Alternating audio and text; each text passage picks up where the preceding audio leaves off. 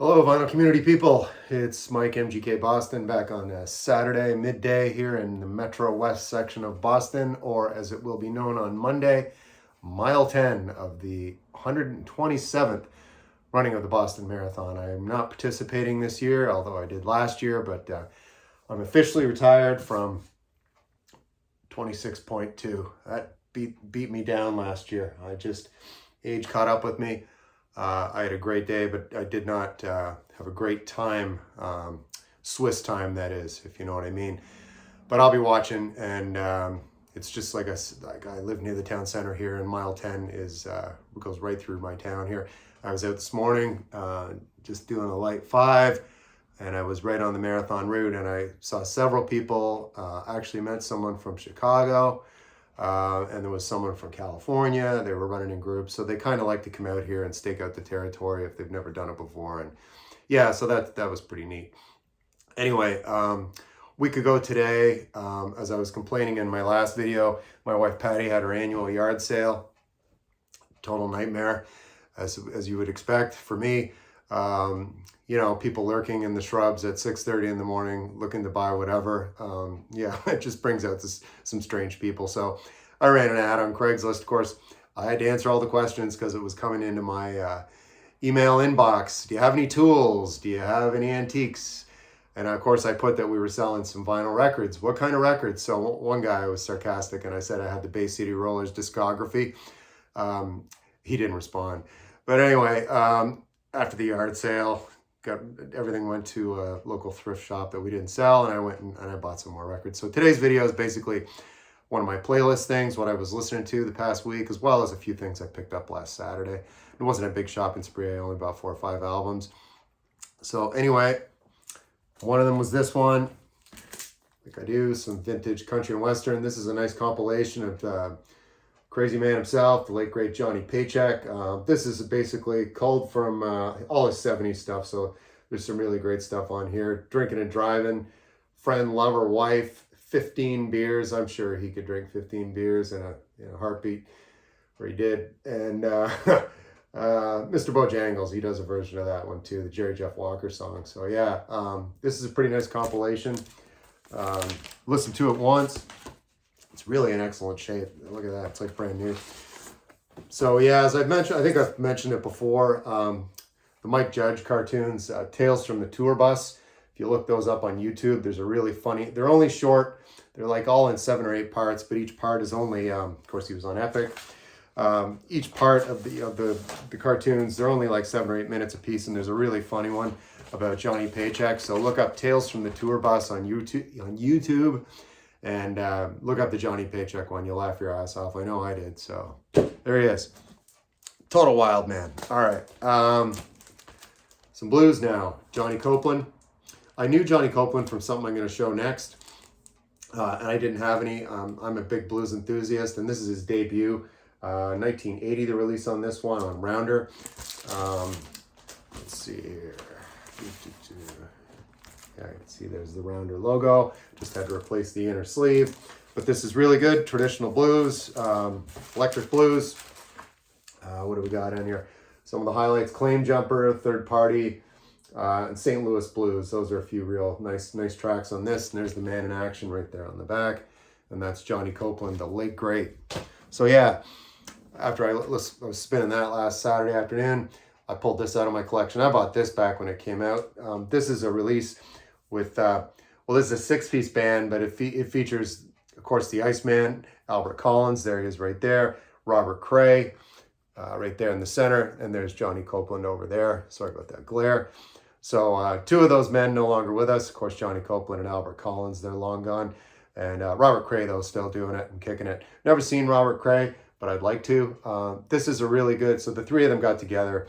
And, there's a couple of sidemen. There's a keyboard player, some guy named Johnny Gaden on bass, and Casey Jones, like the Grateful Dead tune, on drums. So some of the highlights on this: TBone Shuffle, The Moon is Full. That's probably my favorite track on this, The Moon is Full. And Lion's Den, if you want to look up any on this. But yeah, they trade off on the vocals throughout this album.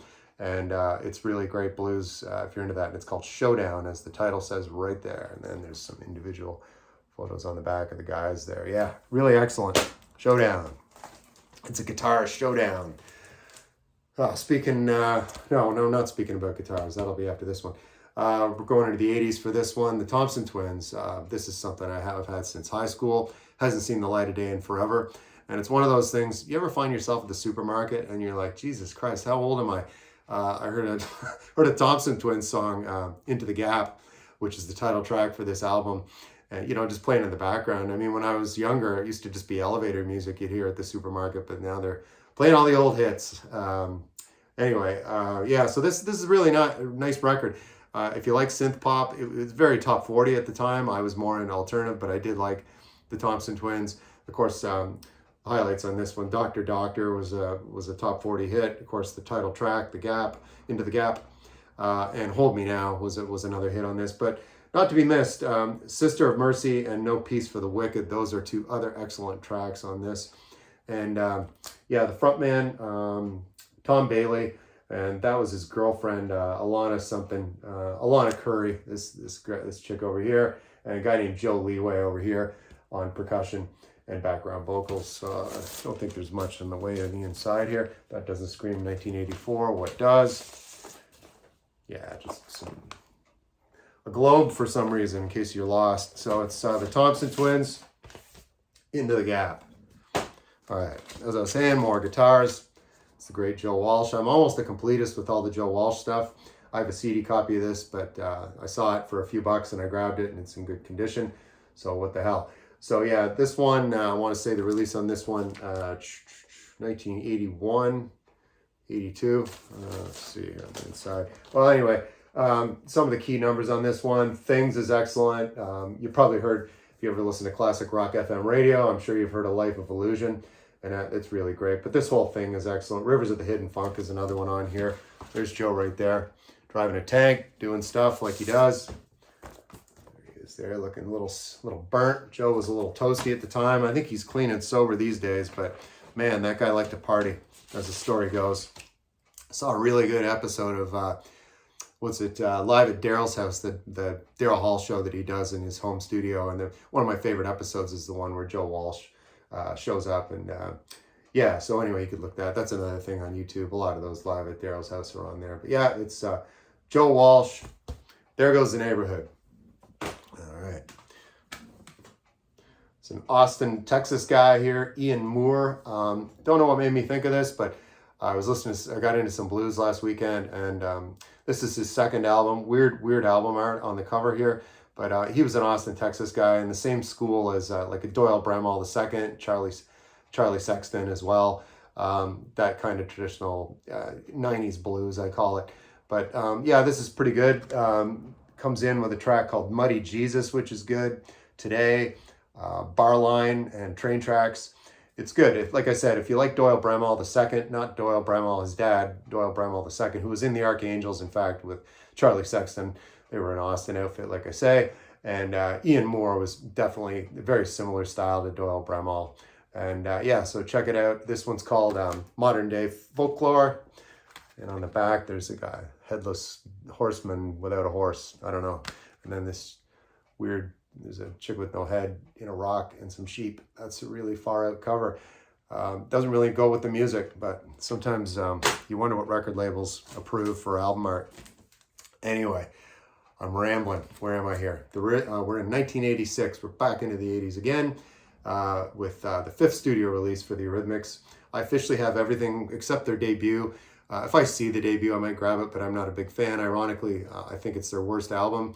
But here they're really peaking out on this one. Of course, Dave Stewart right there, guitar, and he was the producer as well for this, like he did for most of the records. He was also the producer.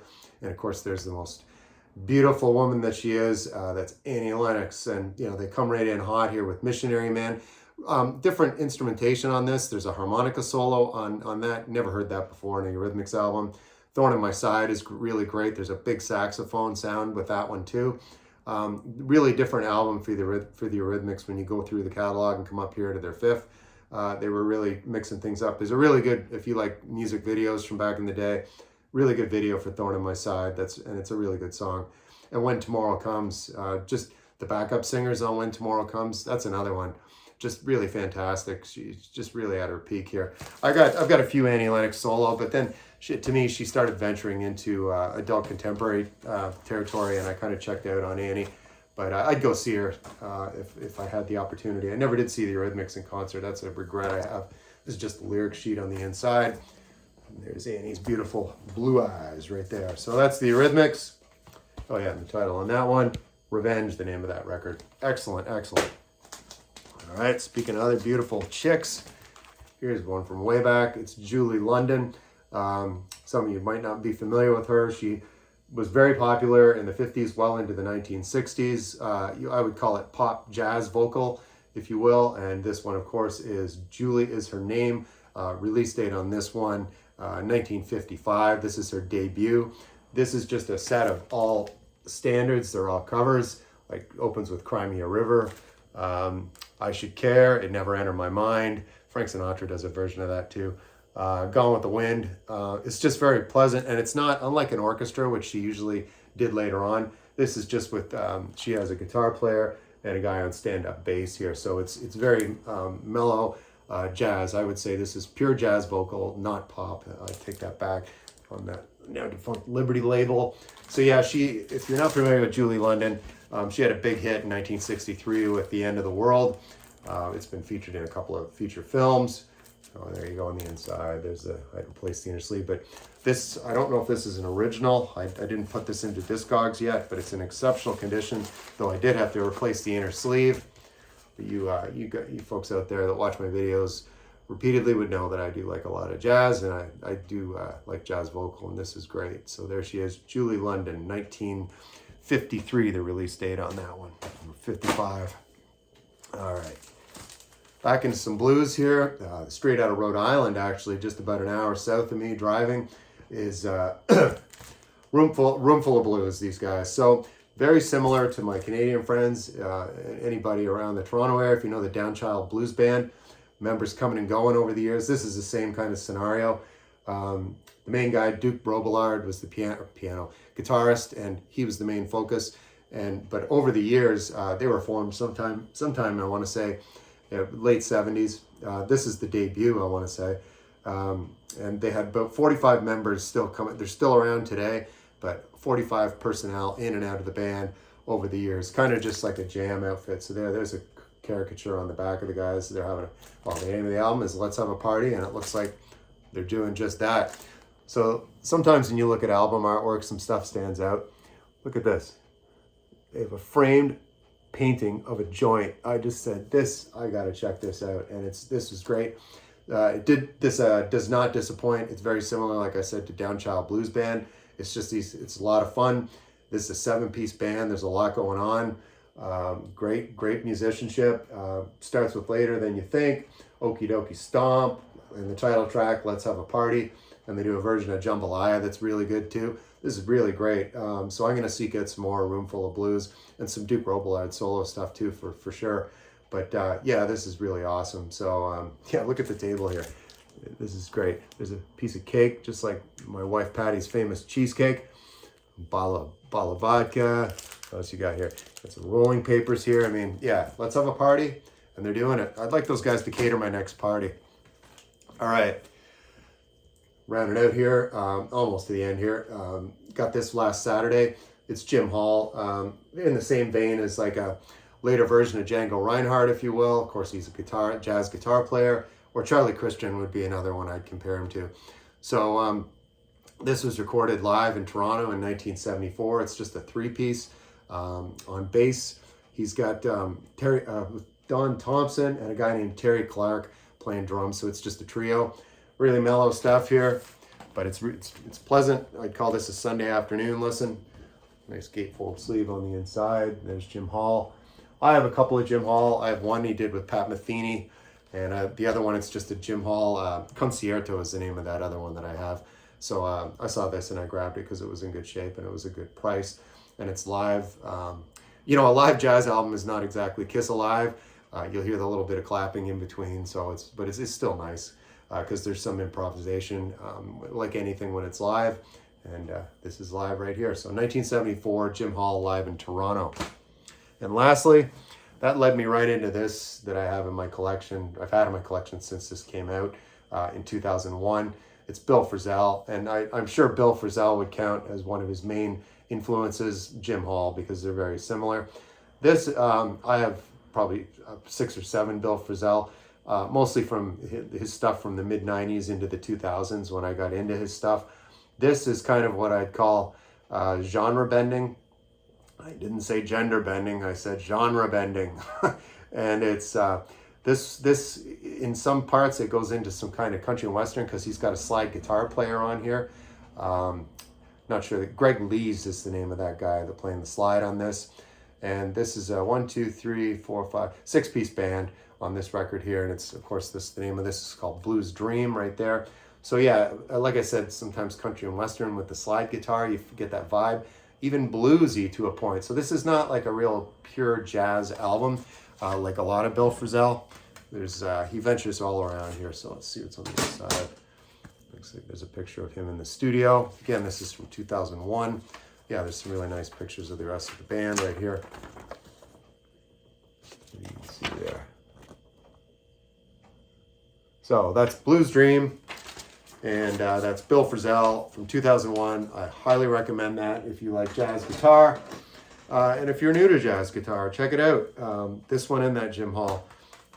Just something different. You don't hear about, when you think of jazz, it's always about the horns and trumpets and the rest of it, but the guitar guys don't get a lot of cred, but I'm giving them some credit here, right here today.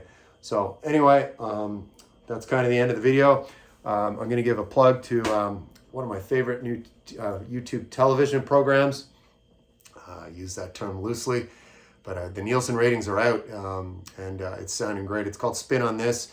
If you go over to All the World's a Stage, Steve is the capable host with his co-host, Gary from Physical Format Rock and Roll. And Steve did a nice walkthrough of, as I said, the Nielsen ratings are out. And crazy enough, my guest appearance is still at the #1 amount of views. So yeah, guys, anytime you're really bored and have me back on, I'm available. But not past my bedtime. I like to reschedule. Anyway, that's it for another video, folks.